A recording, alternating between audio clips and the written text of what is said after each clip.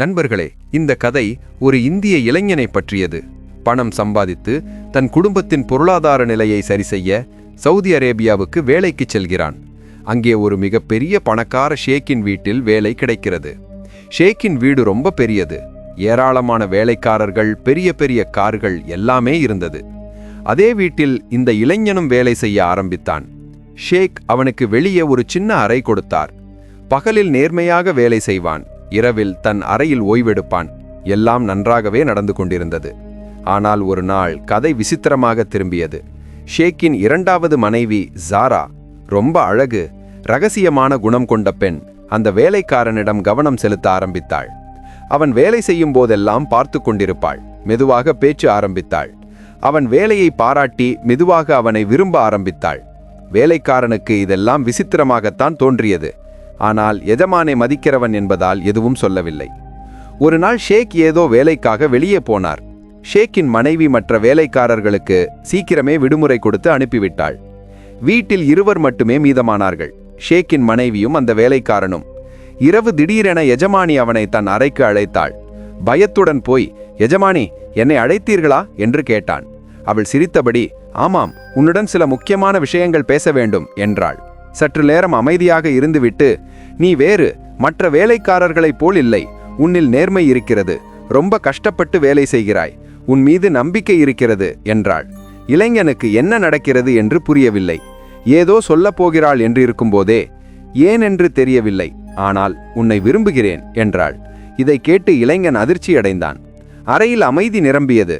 அந்த இரவு அந்த இருவருக்கும் இடையே யாரும் எதிர்பாராத உறவு ஆரம்பமானது. சில நாட்கள் அந்த ரகசியம் அவர்கள் இருவருக்கும் இடையேயே இருந்தது. ஷேக் வீட்டில் இல்லாத போது இருவரும் சேர்ந்திருப்பார்கள். ஒரு நாள் ஷேக் திடீரென திரும்பி வந்து இருவரையும் அந்த நிலையில் பார்த்து அதிர்ச்சி அடைந்தார். அதன் பிறகு ஷேக்கின் மனைவியும் வேலைக்காரனும் சேர்ந்து ஷேக்கிடம் என்ன செய்தார்கள் என்பது அனைவரையும் ஆச்சரியப்படுத்தியது. இந்த சம்பவம் அலிகார் நகருக்கு அருகில் உள்ள ஒரு சின்ன கிராமத்தில் ஆரம்பமானது. அங்கே ஒரு சாதாரண குடும்பம் இருந்தது. குடும்பத் தலைவர் பெயர் ராம்கிஷன், மனைவி பெயர் சவிதா. அவர்களுக்கு ஒரே மகன் ஆலோக். ராம்கிஷன் செங்கல் சூளையில் கூலி வேலை செய்து குடும்பத்தை பார்த்து கொண்டிருந்தார். எப்போதும் மகனிடம், பாபு, படிப்பில் கஷ்டப்படு, நல்ல வேலை வந்து நம் வாழ்க்கை மாற வேண்டும் என்று சொல்வார். ஆலோக் அப்பா வார்த்தையை நம்பி கஷ்டப்பட்டு படித்தான். ஆனால் அதிர்ஷ்டம் ஒத்துழைக்கவில்லை. பல தொழிற்சாலைகளில் இன்டர்வியூ கொடுத்தும் வேலை கிடைக்கவில்லை. இறுதியில் ஒரு சின்ன ஹோட்டலில் வெயிட்டர் வேலை செய்ய நேர்ந்தது. நாள் ஒன்றுக்கு 8 மணி நேரம் வேலை செய்து மாதம் வெறும் 7000 ரூபாய் மட்டுமே வந்தது. இருந்தாலும் கொஞ்சம் கொஞ்சமாக சேமித்து சில மாதங்களில் 35-40 சேமித்தான். அது அவன் கஷ்டத்திற்கான சான்று. அப்போதுதான் ஒரு நாள் குழந்தை பருவ நண்பன் வினயுடன் சந்தித்தான். வினய் சிறுவயதிலிருந்தே அப்பாவுடன் சவுதி அரேபியாவில் இருக்கிறான். வினயின் அப்பாவுக்கு அங்கு ரியல் எஸ்டேட் தொழில் உண்டு. வினயும் அப்பாவுடன் சேர்ந்து தொழில் கற்றுக்கொண்டிருக்கிறான். ஒரு நிலவேலைக்காக வினய் கிராமத்திற்கு வந்திருந்தான். அங்கே ஆலோக்கை சந்தித்தான். இருவரும் பல நாட்களுக்கு பிறகு சந்தித்த நண்பர்கள் என்பதால் நிறைய நேரம் உட்கார்ந்து பேசினார்கள். பேச்சின் போது ஆலோக் சற்று வருத்தத்துடன், வினைபாய், என்னிடம் ஏறக்குறைய 40,000 சேமிப்பு இருக்கிறது. ஆனால் என்ன தொழில் தொடங்குவது என்று தெரியவில்லை. வெயிட்டர் வேலையால் வாழ்க்கை நடக்காது. வீட்டு நிலையும் நன்றாக இல்லை. அப்பாவும் வயதாகிவிட்டார் என்றான். வினய் யோசித்து, என்ன தொழில் தொடங்கினாலும் லட்சக்கணக்கில் பணம் வேண்டும். வருமானமும் தெரியாது. எனக்கு சவுதியில் சில ஏஜென்ட்டுகள் தெரியும். கொஞ்சம் கமிஷன் கொடுத்தால் வேலை ஏற்பாடு செய்வார்கள். அங்கு கூலி வேலை செய்தாலும் மாதம் 35,000 எளிதாக வரும். ஆலோக்கு கண்களில் நம்பிக்கை ஒளி வந்தது. பாய், எனக்கு வேலை ஏற்பாடு செய்தால் இந்த உதவியை வாழ்நாள் முழுக்க மறக்க மாட்டேன் என்றான். வினய் சிரித்து, நண்பர்கள் தானே என்றான். பிறகு ஆலோக் எல்லா ஆவணங்களையும் தயாரித்து சவுதி அரேபியா சென்றடைந்தார். அங்கு வினயின் உதவியுடன் ஒரு பெரும் பணக்கார ஷேக் சுல்தான் அலியின் வீட்டில் வேலை கிடைத்தது. சுல்தான் அலிக்கு வயது 50. சவுதியில் பல பெரிய ஹோட்டல்கள் உள்ளன.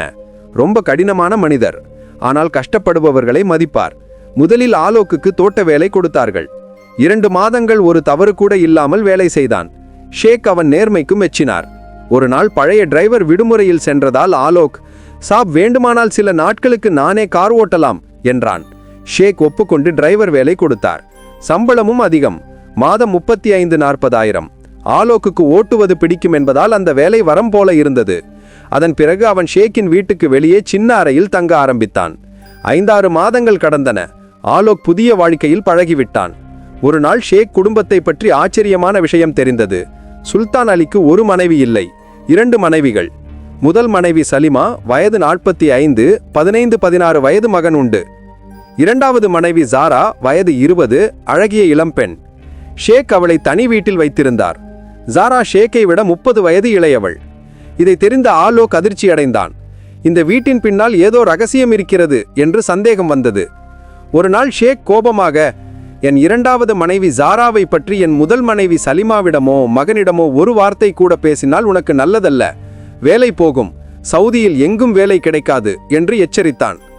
ஆலோக் தலையை குனிந்து, சாப், உங்கள் வீட்டு விஷயங்களில் எனக்கு ஆர்வமில்லை, நேர்மையாக வேலை செய்வேன் என்றான். ஆனால் மனதில் கேள்வி, 20 வயது அழகிய பெண் ஏன் 50 வயது முதியவரை திருமணம் செய்து கொண்டாள்? ஷேக் சென்ற பிறகு அந்த ஆடம்பர வீட்டில் ஜாரா, ஆலோக், ஒரு சமையல்காரன் மட்டுமே மீதமானார்கள். அங்கிருந்துதான் கதை புதிய திருப்பம் எடுத்தது. முதல் நாள் ஜாரா தொலைவிலிருந்தே ஆலோக்கை அழைப்பாள். இரண்டாவது நாளிலிருந்து பேச்சு நீண்டது. சிரிப்பு, ஜோக் ஆரம்பமானது. ஆலோக் கவனித்தான், ஜாரா எப்போதும் தனிமையில் வருத்தமாக இருப்பாள். அவள் கண்களில் துயரம் தெரிந்தது. ஒரு நாள் ஆலோக் தைரியம் செய்து, எஜமானி, ஒரு வார்த்தை கேட்டால் கோபம் இல்லையா? நீ இவ்வளவு அழகாக இளமையாக இருந்தும் 50 வயது முதியவரை ஏன் திருமணம் செய்து கொண்டாய் என்று கேட்டான். ஜாரா கண்களை தாழ்த்தினாள். ஆலோக்குக்கு பயமாகி மன்னிப்பு கேட்டான். ஜாரா சிரித்து, முதியவரை முதியவர் என்று சொல்லாவிட்டால் என்ன சொல்வது என்றாள். பிறகு ஆலோக், உன் கதையை சொல்ல முடியுமா என்று கேட்டான். ஜாரா சற்று யோசித்துவிட்டு தன் கதையை சொல்ல ஆரம்பித்தாள். நான் சவுதியில் ஒரு சின்ன கிராமத்தில் பிறந்தேன். எங்கள் வீட்டு நிலை ரொம்ப ஏழ்மை. என் அப்பா ஷேக் சுல்தான் அலியின் ஹோட்டலில் வெயிட்டர். ரொம்ப கடன் செய்திருந்தார். ஒரு நாள் சுல்தான் அலி கடனுக்காக எங்கள் வீட்டுக்கு வந்தார். என்னை பார்த்து மனது கொண்டார். அப்பாவிடம், கடனை மன்னிட்டு விடுவேன், உன் மகளை எனக்கு தா, திருமணம் செய்து கொள்வேன் என்றார். அப்பாவுக்கு தைரியம் இல்லை, கடன் பழு இருந்தது. எனக்கு விருப்பம் இல்லாவிட்டாலும் பலவந்தமாக ஒப்புக்கொள்ள வேண்டியிருந்தது. முதல் மனைவி சலீமாவுக்கு இந்த திருமணம் தெரியாது. அவள் பெயரிலேயே எல்லா சொத்தும் இருப்பதால் என்னை மறைத்து வைத்தார். நானும் இந்த ஆடம்பர வீட்டில் கூட கைதியைப் போல் வாழ்க்கை நடத்துகிறேன். ஜாராவின் கதையை கேட்டு ஆலோக்கின் கண்களில் கண்ணீர் வந்தது. வருத்தப்படாத எஜமானி, இன்னும் வழி இருக்கிறது என்று ஆறுதல் கூறினான். ஜாரா நம்பிக்கை இல்லாமல், சுல்தான் அலி ரொம்ப பெரிய மனிதர், தப்பிக்க முடியாது என்றாள். ஆலோக், திருமணம் பதிவு செய்யப்பட்டதா? வெளியில் யாருக்காவது தெரியுமா என்று கேட்டான். ஜாரா, இல்லை, எல்லாம் ரகசியமாக நடந்தது என்றாள். ஆலோக் புரிந்து கொண்டான். அது உண்மையான திருமணம் இல்லை, வெறும் ஒப்பந்தம் மட்டுமே. அந்த நாளிலிருந்து இருவருக்கும் இடையிலான தூரம் குறைந்தது. சிரிப்பு, பேச்சு, அன்பு அதிகரித்தது. ஜாராவுக்கு 22 வயது. சாதாரண நேர்மையான ஆலோக் எல்லோரிலும் வித்தியாசமாக தெரிந்தான். ஒரு மாலை ஆலோக் அறைக்கு செல்லும் போது ஜாரா, இன்று இங்கேயே இரு என்றாள். ஆலோக் பயந்து, வேண்டாம் எஜமானி, ஷேக் திடீரென வந்துவிட்டால் என்றான். ஜாரா கையை பிடித்து, ஒன்றுமாகாது என்றாள். அன்று ஆலோக் வெளியே சென்று விட்டான். அந்த இரவு இருவருக்கும் தூக்கம் வரவில்லை. சற்று நேரம் அங்கேயே இருந்திருந்தால் நன்றாக இருந்திருக்கும் என்று இருவரும் நினைத்தார்கள். மறுநாள் இருவரும் சேர்ந்து வெளியில் சுற்றினார்கள். முழு நாளும் ஒன்றாக கழித்தார்கள். மாலையில் சமையல்காரனையும் வீட்டுக்கு அனுப்பிவிட்டார்கள். ஆலோக் மீண்டும் வெளியே போகையில், ஜாரா, இன்று என்னை தனியாக விட்டுவிட்டு போவாயா என்றாள். ஆலோக், என்ன செய்ய சொல்கிறாய் என்றான். ஜாரா, என்ன வேண்டுமானாலும் நடக்கட்டும், இன்று என்னிடமே இரு என்றாள். அந்த இரவு வீட்டு கதவுகளை எல்லாம் மூடினார்கள். இருவரும் மனம் திறந்து பேசினார்கள். துயரங்கள், தனிமை, கடந்த காலம் எல்லாவற்றையும் பகிர்ந்து கொண்டார்கள். அந்த இரவு இருவருக்கும் அளவில்லா அமைதி கிடைத்தது. 5 நாட்கள் அப்படியே கடந்தன. 6வது நாள் ஜாரா பதறியபடி, நாளை சுல்தான் வந்து விடுவார், மீண்டும் உன்னை பார்க்க முடியாது, உன்னை இல்லாமல் வாழ முடியாது என்றாள். ஆலோக், நானும் உன்னை இல்லாமல் வாழ முடியாது, ஆனால் நான் ஏழை, பாஸ்போர்ட் கூட ஷேக்கிடம் இருக்கிறது என்றான். ஜாரா, வீட்டில் கொஞ்சம் பணம், நகைகள், ஆவணங்கள் இருக்கின்றன. எனக்கு இந்த கைதி வாழ்க்கை வேண்டாம், உன்னுடனே வருவேன் என்றாள். ஆலோக் மகிழ்ச்சியில் அவளை அணைத்து கொண்டான். அந்த இரவு இருவரும் திட்டம் போட்டார்கள்.